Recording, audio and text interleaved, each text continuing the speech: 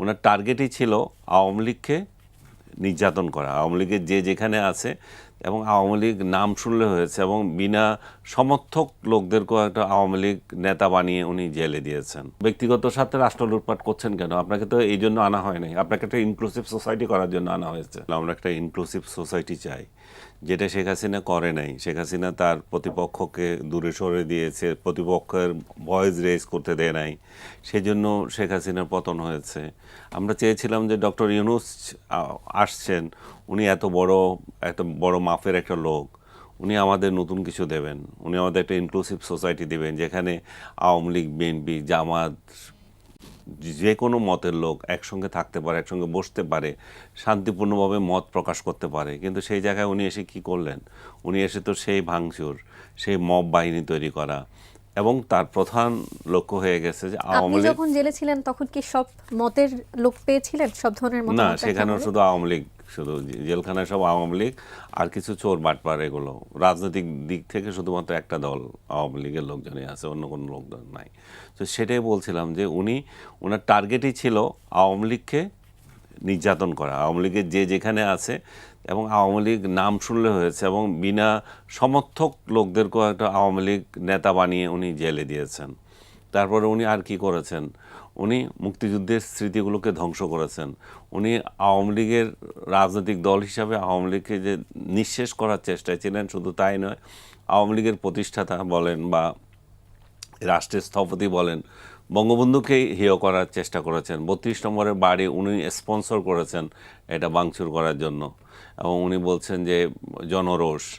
এবং এইভাবে উনি প্রতিটা পদক্ষেপ এমনভাবে নিয়েছেন যে যাতে করে যুদ্ধ অপরাধী শ্রেণী বা মৌলবাদী শ্রেণী, বাংলাদেশটা একটা উগ্র মৌলবাদী রাষ্ট্র হয়, পাশাপাশি 71-এর পরাজিত শক্তি যাতে আবার মাথা উঁচু করে এখানে দাঁড়ায় এবং তারাই যাতে এটা দেখাতে পারে যে 71 সালে আমরা ভুল করেছিলাম, মানুষ যাতে এটা উপলব্ধি করে, সেরকম একটা পরিস্থিতি উনি তৈরি করে দিয়েছেন। উনি প্রত্যেকটা সেক্টরে কোনো জায়গায় উনি উন্নয়ন করতে পারেন নাই, যেটা ওনার কাছে আশা ছিল।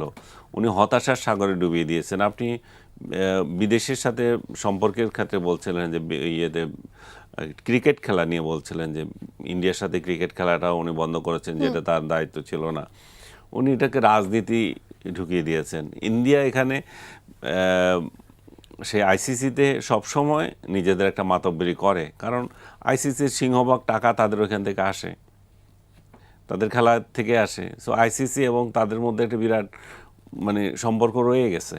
তো সেই জায়গায় আপনি ঠুনকো ব্যাপার নিয়ে এমন রাজনীতিকে ওইখানে এমনভাবে ঢুকিয়ে দিয়েছেন যে একটা বিশ্বকাপ পর্যন্ত আপনি বর্জন করেছেন।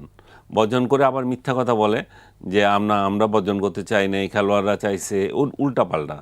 খেলোয়াড়রা বলে যে এই মিথ্যুক, বা ক্রিকেট পরিচালক যারা আছে, কি বলে, কোচ যারা আছে, সে তো সরাসরি বললো আসিফ নজরুল একটা মিথ্যুক, সে আমাদেরকে খেলতে দেয় নাই। সো এখন আবার আজকে দেখলাম আমি সংবাদে আমাদের ক্রিকেট বোর্ড ইন্ডিয়ার সাথে সম্পর্ক উন্নয়নের, ইন্ডিয়ান ক্রিকেট বোর্ডের সাথে সম্পর্ক উন্নয়নের চেষ্টা করছে এবং আগের ভুল বোঝাবুঝি যাতে না থাকে। তো তার মানে কি? তার মানে হচ্ছে আগে যেটা করেছিল এটা ডেলিভারেটলি করেছিল। বাংলাদেশের প্রত্যেকটা ইউনূস নিয়ে আলাপ করতে চায় না। আমাকে অনেকে বলছে যে আপনি ইউনূস সরকারের খুব সমালোচনা করেন।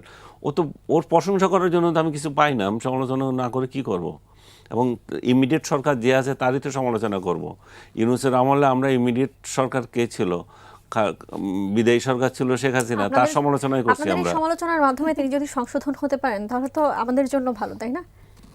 না না, আমাদের সমালোচনায় শেখ হাসিনাও সংশোধন হয়নি, আমাদের সমালোচনায় না, আমরা তো বর্তমান সরকার আর বিগত সরকার নিয়ে থাকবো। আমরা তো শায়েস্তা খাঁর আমল নিয়ে তো কথা বলবো না, তাই না?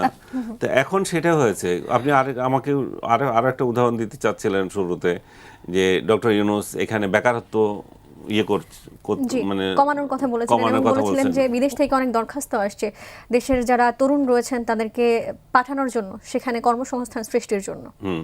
25-এ এই অবস্থা, 26-এ কি হবে, 26-27-এ কি হবে? কি হবে জানি তো, কিছুই হয় নাই। আমাদের 12 লক্ষ লোকের মতো বেকার হয়েছে ইউনূস ক্ষমতায় আসার পরে।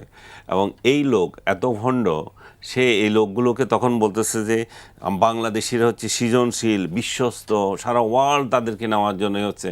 অথচ সে ক্ষমতায় আসার পর সারা ওয়ার্ল্ডে বাঙালিদের মান ইজ্জত সব চলে গেছে, বাংলাদেশের পাসপোর্টের দাম কমে এবং গেছে। তিনি বলেছেন বাংলাদেশ জালিয়াতির কারখানা। এর মানে ওইটা তো বলেছেন, পরবর্তী ধাপ হচ্ছে যে জালিয়াত। একদিকে এই প্রেস করছেন তাদেরকে, এদের মতো হয় না, আবার লোকালি যখন বক্তৃতা দিচ্ছেন আবার বলতেছেন যে এর হচ্ছে বাঙালির হচ্ছে জালিয়াত, বাংলাদেশের জালিয়াত। সো এর তো দুই মুখ সাপ। সে যে কথা বলে সেই কথা তো কোনোদিনই মেনটেন করতে কিন্তু পারে না। তিনি তো তখন ব্যক্তি হিসেবে বলেননি, তিনি একজন সরকার প্রধান হিসেবে বলেছেন। একজন সরকার প্রধান হয়ে কি এসব কথা বলতে পারেন তিনি? না, পারেন না। উনি তো সরকার প্রধান হিসেবে যে সমস্ত দায়িত্ব পালন করার কথা ছিল, যে দূরত্ব মেনটেন করার কথা ছিল রাষ্ট্রের সঙ্গে, উনি তো সেটা করেন না। উনি তো এসে নিজে লুটপাট করে খাওয়ার জন্য। আপনাদের কালের কণ্ঠেরই তো রিপোর্ট বের হলো 2-4 দিন আগে, যে একটা সব মিলিয়ে একটা কম্পাইল করলেন আপনারা, যে দুর্নীতিগুলো এগুলো সবসময় আমরা আলোচিত হয়েছেই, আপনারা একটা কম্পাইল করে দেখালেন যে সে কিভাবে নিজের সাথে দেশটাকে লুটপাট করে নিয়ে গেছিল, নিজের স্বার্থটা কিভাবে একটা উপদেষ্টা পদে বসে কিভাবে লুটপাট করেছিল। এবং এই লুটপাটের ফলে উনি যে সংবিধান, শপথ এগুলো যে ভঙ্গ করেছেন, সেই উদাহরণটা আসলো। উনার যেই জিনিসটা সবাই বলে না, সেটা হচ্ছে যে উনি যে সংস্কার কথা বলতেছে, এই ভণ্ডামিটাই সবচেয়ে বড় ভণ্ডামি। এই সংস্কার সে নিজে কিছু মানেই নাই। এই যে এখন একটা সবচেয়ে বড় মানে ফাইট হচ্ছে বিএনপি এবং জামাতের মধ্যে, যে আপনার বিচার বিভাগের স্বাধীনতা নিয়ে। আরও অনেকগুলো ইস্যু আছে, জুলাই সনদ নিয়ে। জুলাই সনদ তো আছে, জুলাই সনদ কেন্দ্রিকই তো সবগুলো। এখন এতগুলোর মধ্যে সবচেয়ে বেশি আলোচিত যেটা, কালকে পত্রিকায় আমি দেখলাম সবাই এমনভাবে এটা হেডলাইন করেছে, মনে হচ্ছে বিচার বিভাগকে গ্রাস করে ফেলছে এই সরকার। অথচ বিচার বিভাগকে সম্পূর্ণ নষ্ট করে দিয়ে গেছে ডক্টর ইউনূস নিজেই। এবং এই যে আপনি যে উদাহরণ দিলেন, এতগুলো লোক, হাজার হাজার লোককে যে জেলে পড়েছে, এদের মুক্তি কিভাবে? আপনার কি মনে হয় সেখানে আসিফ নজরুলের কোনো ভূমিকা ছিল? 100% ছিল। আসিফ নজরুল তো আইনমন্ত্রী, তাই না? আইনমন্ত্রী হিসেবে সে যখন বলে যে এই লোকগুলো মুক্তি পাচ্ছে কিভাবে, আমরা বিচারপতিদেরকে ভৎসনা করছে, তো তার মানে বিচার বিভাগের স্বাধীনতাতে তারাই বিশ্বাস করে না। ভুয়া মামলায় হাজার হাজার লোককে জেলে ভরে রাখছে, এখনো পর্যন্ত ভরে রাখছে, এখনো পর্যন্ত তারা বের হতে পারছে না। এবং একটা মামলায় 700-800 লোককে আসামি করে রাখছে। তার প্রেক্ষিতে প্রকৃত আসামিকে তাদের চিহ্নিত করা যাচ্ছে না, আবার নিরপরাধ লোক সাজা পাচ্ছে। অন্যদিকে যারা এই বিচার পাওয়ার কথা, যে শহীদ পরিবারগুলো, তারা পাচ্ছে না। শহীদ পরিবারগুলোকে কোটা দিয়ে সান্ত্বনা দিচ্ছে, যে মুক্তিযুদ্ধের কোটার বিরুদ্ধে কথা বলে যারা ক্ষমতায় এসছে তারা কোটা বিলি করছে, শহীদ পরিবারে এই পাবে, ওই পাবে, সেই পাবে, মুক্তিযোদ্ধারা পাবে না। এদের বোনেরা চাকরি পাবে, ভাইয়েরা চাকরি পাবে, শহীদ পরিবারে ফ্ল্যাট পাবে, ভাতা পাবে। এগুলো মুক্তিযোদ্ধাদের ভাতা, এদের খুব কাল ছিল, মুক্তিযোদ্ধারা কেন ভাতা পাবে, মুক্তিযোদ্ধারা কেন কোটা পাচ্ছে, শিক্ষা কেন পাচ্ছে, কিন্তু এটাতে পাবে। কোটার বিরুদ্ধে আন্দোলন করে এরা কোটা পাবে। সব কিছুতে ভণ্ডামি এদের। এরা সঠিকভাবে আসলে কি বলতে চায়, কি করতে চায়, সেটা জাতিকে দিক নির্দেশনা দিতে পারে না। গত 18টা মাস এই দেশটাকে শুধু পিছিয়ে দিয়েছে, শুধু পিছিয়ে দিয়েছে। এবং এই 18 মাসে একবারও কিন্তু doctor Mohammad Yunus press briefing করেননি। তিনি কেন প্রেস ব্রিফিং করেননি বলে আপনার মনে হয়? এটা আমি বলেছিলাম যে বাংলাদেশের যে রাষ্ট্রপ্রধানগুলো, সরকার প্রধানগুলো যারা ছিল, তাদের সাংবাদিকদের মুখোমুখি হতে কোনো ভয় ছিল না। তারা সাংবাদিকদের মুখোমুখি হয়েছে। এমনকি জেনারেল এরশাদকেও কোশ্চেন করা গিয়েছে যে প্রেসিডেন্ট সাহেব, আপনার কবিতা কেন প্রথম পাতায় ছাপা হয়? প্রেসিডেন্ট এরশাদ একটা মানে অত উন্নত মানের কোনো কবি ছিলেন না। তার কবিতা কিন্তু বিভিন্ন পত্রিকায় প্রথম পাতায় ছাপা হতো, সেটা নিয়ে খুব সমালোচনা হয়েছিল। এক সাংবাদিক তাকে কোশ্চেন করেছিল। শেখ হাসিনাকে কঠিন কোশ্চেন করা গিয়েছে, অনেক করেছে। শেখ হাসিনার আমলে টকশো করেছে। কে না কথা বলেছে শেখ হাসিনার আমলে? কথা বলা তো বন্ধ হয় নাই। কাউকে কথা বলার জন্য জেলে নিয়ে গেছে, সেটা তো হয় নাই। অনেক ইস্যু নিয়ে অনেকভাবে জেল গেছে, অনেকেই গেছে। সেটা যে একটা স্বর্গ ছিল তা না, কিন্তু কথা বলার স্বাধীনতা তো ছিল, সাংবাদিকরা কথা বলতে পারছে, সাংবাদিকরা লিখতে পারছে। আপনাদের পত্রিকায় তো কত দুর্নীতি রিপোর্ট ছাপা হয়েছে, এই যে বেনজিরের যে দুর্নীতি রিপোর্ট ছাপা হয়েছে তখন তো সবাই প্রশংসা করছিল। কিন্তু এখন করে আবার নাই? সেগুলো নিয়ে কিন্তু ট্যাগ দেওয়া হয়। করবে না, কারণ এরা যে যারা যে শ্রেণী ছিল তারা এরকম। তো আমি যেটা বলছিলাম যে শেখ হাসিনার আমলে যখন কথা বলা যেত, প্রেস কনফারেন্সে তাকে কোশ্চেন করা যেত, এবং খালেদা জিয়ার আমলে উনি প্রেস কনফারেন্স করেছেন, তারপরে অন্য আরও যারা ছিলেন অতীতে, যারা বঙ্গবন্ধু থেকে শুরু করে সবাই, জিয়াউর রহমান থেকে শুরু, সবাই সাংবাদিকদের মুখোমুখি হয়েছেন।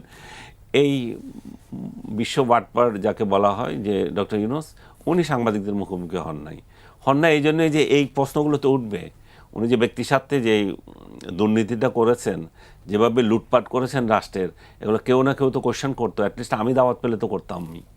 সো আমার মুখোমুখি হবে কি করে? এই জন্য যে যাদের মুখোমুখি হতে না যে হয় আপনি যেহেতু জেলে একজন দাও। সাংবাদিক, আপনি যদি কখনো সুযোগ পেতেন ডক্টর মোহাম্মদ ইউনূসকে কোনো প্রশ্ন করার, আপনি কোন প্রশ্ন করতেন? এটাই করতাম প্রথম আগে, যে রাষ্ট্র লুটপাট, ব্যক্তিগত স্বার্থে রাষ্ট্র লুটপাট করছেন কেন? আপনাকে তো এই জন্য আনা হয় নাই, আপনাকে একটা ইনক্লুসিভ সোসাইটি করার জন্য আনা হয়।